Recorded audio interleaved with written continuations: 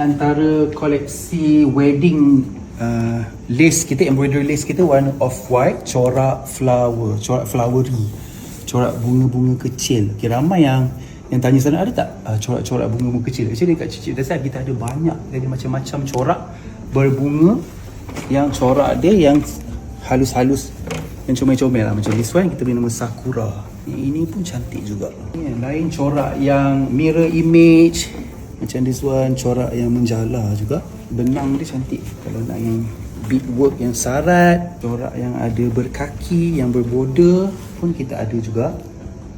Ini ada yang lace ni siap ada sulam biku juga dekat bahagian bawah dia. Halus je sulam dia. Dan kita ada corak yang bunga yang quite besar sedikit. Dia tak terlalu besar, tak terlalu kecil sangat.